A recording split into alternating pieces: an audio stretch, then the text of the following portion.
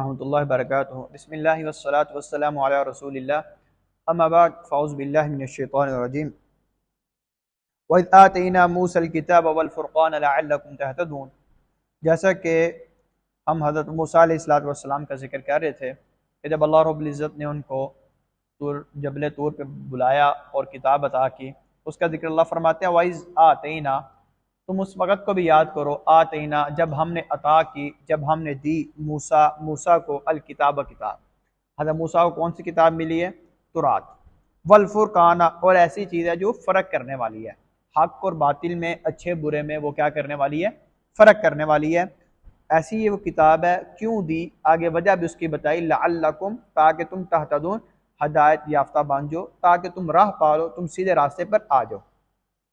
अब नबी करीम सल्लल्लाहु अलैहि वसल्लम के साथ कंपैरिजन करें इस किताब का, तो आप सल्लल्लाहु अलैहि वसल्लम पर जो नाजिल होने वाली जो किताब है, जो कुरान है, ये 23 साल के अरसे में नाजिल हुआ।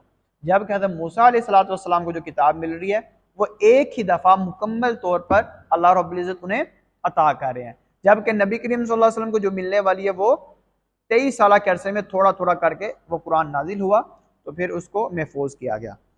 आगे अल्लाह फरमाते हैं ये भी नेमत थी। व इज़ काला, और जब कहा मूसा ने लिकौमी, अपनी कौम से, या कौमी, ए मेरी कौम, इन्नकुम, यकीनन तुमने, तुम जुल्म किया है, अनफुसकुम, अपने आप पर। अब जुल्म क्या किया था उनकी कौम ने? जिस तरह हमने पीछे भी पढ़ा था कि उन्होंने बछड़े को मबूद बना लिया था अल्लाह को छोड़कर। तो यहां भी अल्लाह ने मेंशन कर दिया, क्या तुमने जुल्म किया? बित्तिखाजिकुम, तुम्हारे बना लेने की वजह से। जुल्म क्या था? तुम्हारे बना लेने की वजह से। किसको? क्या चीज? अल इजला, बछड़े को माबूद, यानी बछड़े को माबूद बना लेने की वजह से ए मेरी कौम, तुमने अपने आप पर क्या किया है? जुल्म किया है। अब जुल्म तो कर लिया, अब क्या करना है? फतूबू, तुम तोबा करो, इला बारिकुम, अपने पैदा करने वाले की तरफ। यानी अल्लाह उस वक्त उन्हें यह नहीं फरमाया कि अपने रब की तरफ, अपने मबूद की इस तरफ, उसकी तरफ आप तोबा करें, बल्कि फरमाया कि तुम उससे तोबा करो, उससे मुआफी मांगो जिसने तुम्हें पैदा किया है। तो वो एक ही जात है। वो कौन सी जात है? अल्लाह की जात है। तो जिसने पैदा किया है तो हक भी उसी का बनता है कि उसी की इबादत की जाए, ना कि किसी बछड़े को, ना ही किसी दूसरे को इलाह बनाया जाए, तवक्कुल किया जाए, भरोसा किया जाए। तो वो एक ही जात है, वो अल्लाह ही की है। आगे फरमाया फक्तुलू अनफुसकुम, तुम कत्ल करो अपने आप को। इसमें मुफस्सिरीन लेते हैं कि अपने आप को मारो या एक दूसरे को तुम मारो, ये तुम्हारी पनिश है, ये तुम्हारी सजा है। आगे फरमाया ज़ालिकुम खैरुल लकुम, ऐसा करना तुम्हारे लिए बहुत बेहतर है, इन तबारिकुम, तुम्हारे पैदा करने वाले के नजदीक। तुमने जो जुल्म किया है, एक तो ये खुद को पनिश दो और उससे तोबा करो। फिर जब उन्होंने ये तोबा की, फताब अलैकुम, तो अल्लाह ताला ने उनकी तोबा को कबूल कर लिया। फताब यानी मुतवज्जे हुआ, अलैकुम, तुम पर, यानी तुम पर यह भी एक अल्लाह की नेमत है कि तुमने अपनी जानों पर जुल्म कर लिया था, अल्लाह के अलावा किसी और को माबूद बना लिया था, इसके बावजूद अल्लाह ने तुम्हें मुआफ कर दिया। वो क्यों ना मुआफ करता? उससे मुआफी जो जिंदगी में मांग ली गई थी, क्योंकि वो खुद कहता है इन्नहू हुवा तव्वाबु, यकीनन वो ही है अत्तव्वाबु, जो तौबा कबूल करने वाला है, अर्रहीम, जो नहायत ही रहम करने वाला है। तो जो इतनी बड़ी जात है, अल्लाह ताला ये मिसाल हमें क्यों दी कि अगर आपने भी अपनी जिंदगी जो है शिर्क व बिदआत में गुजार ली है, आपने भी अपने तवक्कुल और भरोसे को किसी दूसरे पर रखा है, आपने अपने ईमान को, अपने इस्लाम को जाया कर चुके हैं, लेकिन आपको ये समझ आ गई है, आपको ये अक्ल बसीरत, आपको ये फहम हासिल हो गया है, इस चीज का इदराक हो गया है कि हमने जो माजी गुजारा, हमने जो पीछे किया वो गलत था। तो अल्लाह इसी के इसको मद्देनजर रखते हुए फरमाते हैं 24वें पारे में, अल्लाह फरमाते हैं कुल या इबादियल्लज़ीना असरफू अला अनफुसिहिम, कह दीजिए मेरे बंदों से, मेरे बंदो, अल्लाह ताला ये नहीं फरमाया ए जालिमो, ए मुशरिको, ए बिदतियो, ये अल्लाह ताला ने इस तरह अल्फाज इस्तेमाल किए।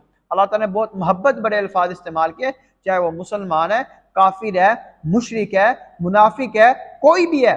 अल्लाह क्या फरमाते हैं? या इबादी, ए मेरे बंदो। कितना खूबसूरत कलाम उनका, अल्लाह का अंदाज़े मुखातिब क्या है, या किस खूबसूरत अंदाज से मुखातिब फरमा रहे, ए मेरे बंदो, असरफू अला अनफुसिहिम, जिन्होंने अपनी जानों पर जुल्म कर लिया ना, चाहे शिरक करके, बिदात करके, गुनाह कर करके, लेकिन ला तकनतू मिन रहमतिल्लाह, तुम अल्लाह की रहमत से मायूस ना होना। इन्नल्लाह यगफिरु ज़ुनूबा जमीआ, क्यों बेशक वो सारे गुनाहों को माफ करने वाले, हुन्नहु हुवल गफूर रहीम, बेशक वो ही बख्शने वाला, रहम करने वाला है। यहाँ भी अल्लाह ताला जिस तरह उनको माफ किया था, अगर हमारी जिंदगी में कोई ऐसा इंसान है, कोई इस तरह चाहता है कि मैंने गुनाहों में जिंदगी बसर की थी, मैंने शिर्क बिदअत में जिंदगी बसर की थी, अल्लाह ताला ने उसको मौका दिया है और उसको समझ आ गई है, तो अल्लाह ताला से मुआफ़ी मांगे, अल्लाह ताला उसको मुआफ़ कर देंगे। और ऐसा मुआफ़ करेंगे जो उसके गुनाह होंगे उसको, उनका क्या बनेगा, तो कैसे गुनाह माफ़ होंगे।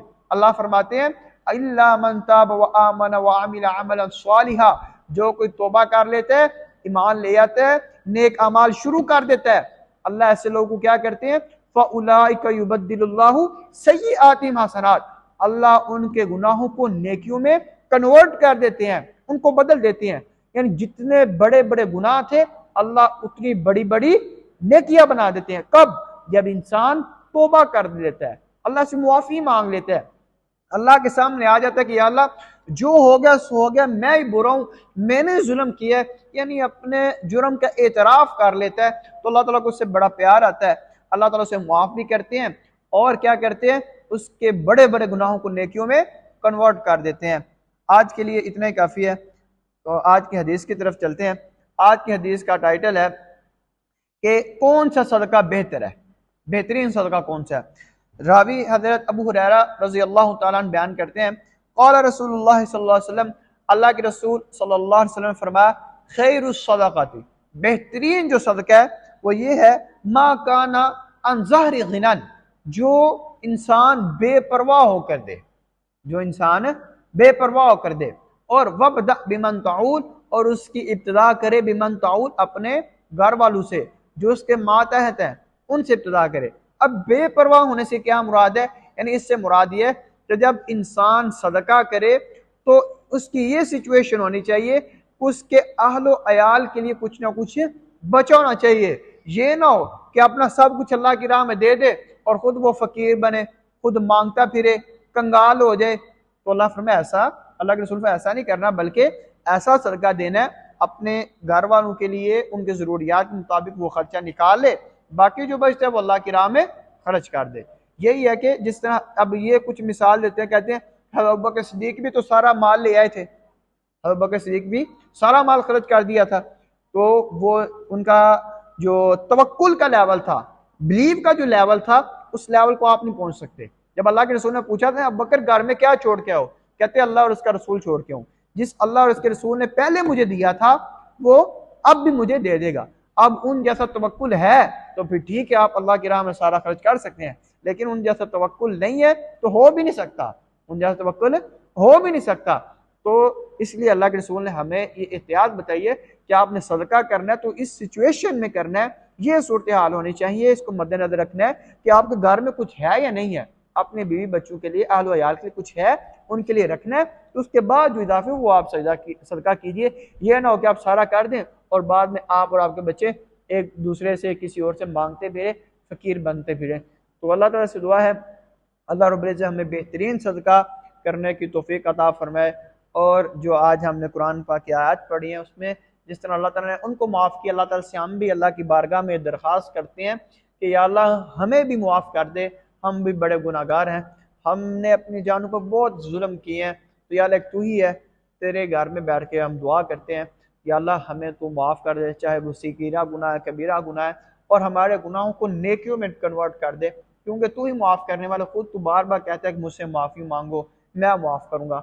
अल्लाह से दुआ है अल्लाह रब्बुल इज़्ज़त हमें सही मानूं में कुरान और हदीस को समझने की और इस पर अमल पैरा होने की तौफीक अता फरमाए।